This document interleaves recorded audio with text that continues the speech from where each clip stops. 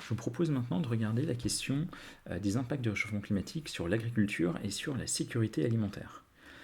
Alors, de la même manière que sur la question des impacts du réchauffement climatique sur les écosystèmes, il y avait énormément d'incertitudes, bah, ça va être le cas pour ce secteur aussi. En effet, tout ce qui est la production alimentaire, c'est quelque chose qui repose sur des systèmes vivants, et du coup, bah, il y a énormément d'incertitudes là-dessus, parce que c'est très, très complexe. Grosso modo, quand même, il y a des messages, disons, euh, relativement majeurs qui ressortent de la littérature là-dessus. Le premier étant que, eh bien, plus les impacts, plus le niveau de réchauffement pardon, est élevé, plus on s'attend à ce que les impacts sur la production alimentaire soient forts et que la production alimentaire baisse. Et la deuxième chose, c'est que les impacts au niveau des pays tempérés vont être très différents des impacts au niveau des pays tropicaux. Alors, c'est ce que vous pouvez voir sur ce graphique ici. Alors, ce graphique ici, donc ça vient du dernier rapport du GIEC, et ça synthétise toutes les études qui étaient parues à l'époque de ce rapport et qui pouvaient regarder les impacts du réchauffement climatique sur la production de trois céréales. Alors, en haut le maïs, au milieu le blé, en bas le riz. Et donc dans ces graphiques, à chaque fois, en ordonnée, vous avez les variations de production auxquelles on peut s'attendre, et en abscisse, les variations de température. Et donc pour chaque variation de température, vous voyez à quelle variation de production on peut s'attendre. Maintenant, chacun des points représente une étude. Et en fait, la première chose que vous pouvez voir, c'est qu'il y a une énorme dispersion de ces points. Par exemple, si vous prenez ce qu'on obtient pour le maïs, tout en haut, dans les régions tempérées, tout en haut à gauche, pour un réchauffement, disons, de 3 degrés.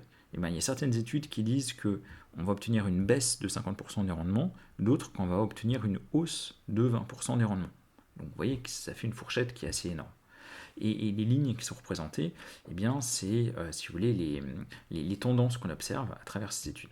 Alors, la première chose que vous pouvez voir déjà, c'est que, comme je l'ai dit, bah, vous voyez qu'il y a une grosse différence entre ce qui fait dans les régions tempérées et dans les régions tropicales. En fait, plus exactement, dans les régions tropicales, on s'attend à ce qu'il y ait une baisse qui est plutôt une baisse des rendements liés au réchauffement climatique, alors que dans les régions tempérées, c'est quelque chose qui est moins clair. Alors, pourquoi est-ce que c'est le cas Si vous voulez, l'idée intuitive, c'est que le facteur limitant très souvent dans les régions tropicales, c'est l'accès à l'eau.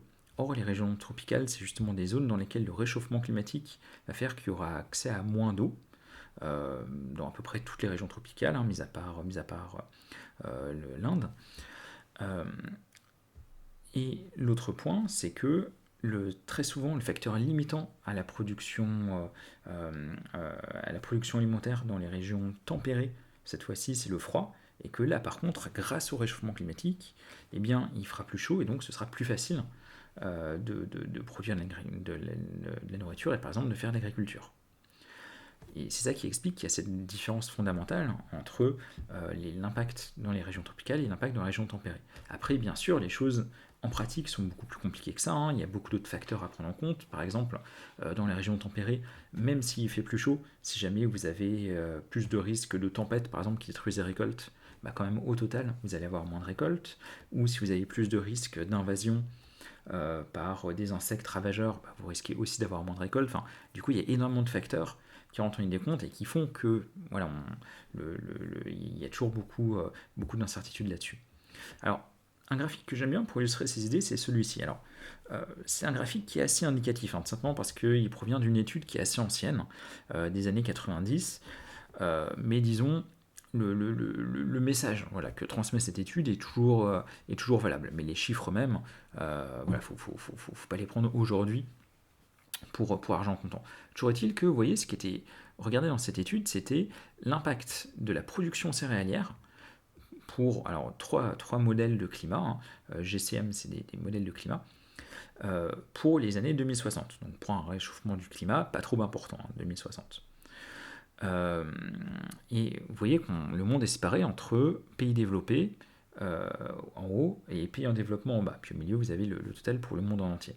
Alors si on regarde ce que ça donne pour les pays développés, vous voyez que déjà, les barres de gauche, c'est si jamais on prend juste en compte les effets du climat. Si on prend juste en compte les effets du climat dans cette étude, ça dit que eh bien, les rendements vont baisser dans les pays développés. Ensuite, juste à côté, ça c'est ce qu'on obtient si on ajoute l'effet physiologique du CO2. Alors l'effet physiologique du CO2, qu'est-ce que c'est? C'est le fait que lorsque vous avez plus de CO2 dans l'air, en fait c'est bon pour la croissance des plantes.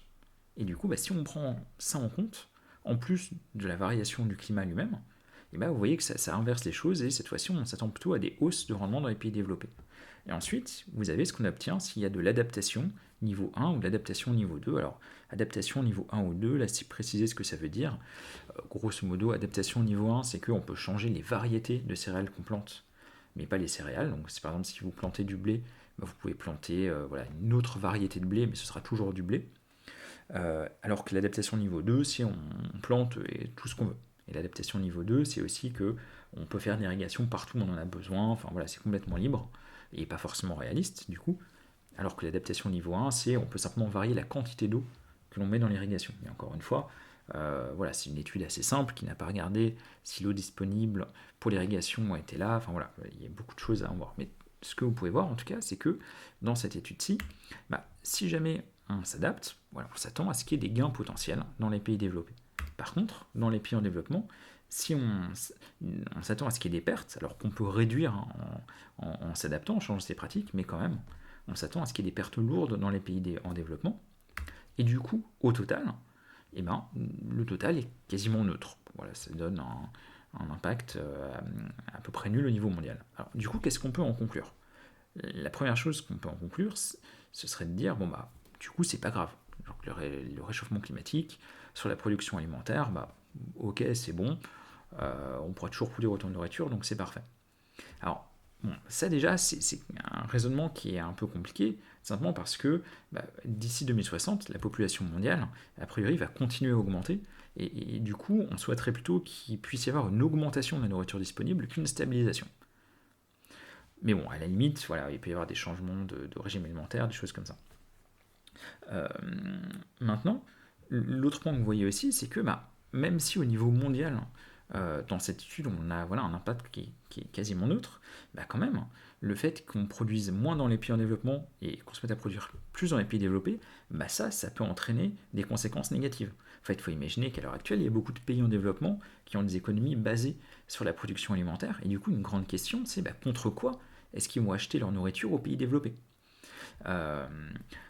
Aussi, il faut imaginer qu'à l'heure actuelle, la production alimentaire, c'est un gros enjeu stratégique pour beaucoup de pays. Il y a peu de pays qui acceptent d'être dépendants aux autres pays pour leur accès à la nourriture. Et du coup, si jamais la production alimentaire dans un pays diminue, on peut s'attendre à ce qu'il y ait des tensions pour essayer de contrôler les autres zones dans lesquelles on peut produire de la nourriture.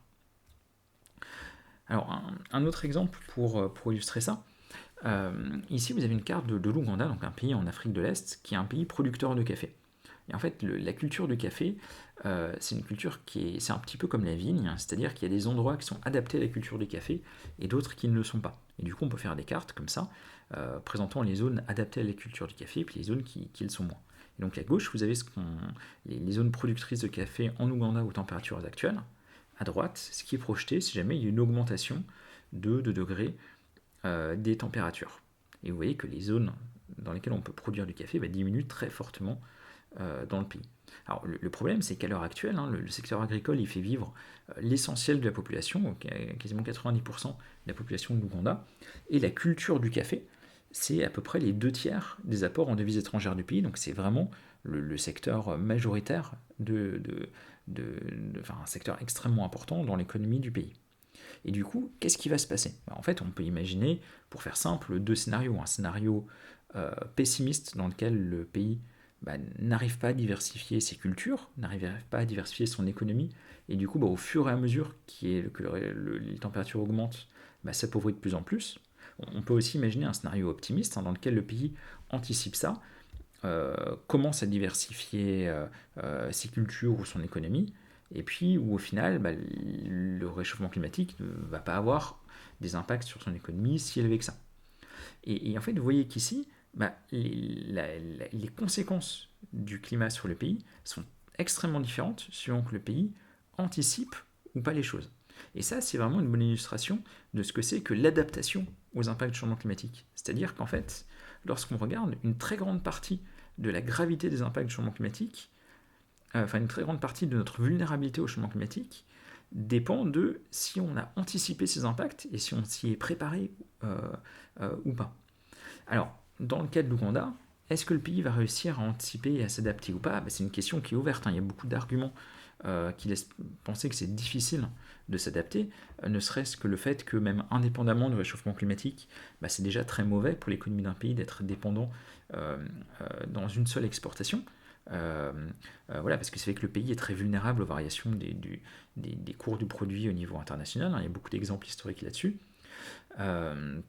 Et donc du coup, le fait que le pays soit quand même très dépendant d'une seule exportation, ça montre bien à quel point c'est compliqué de changer de système économique.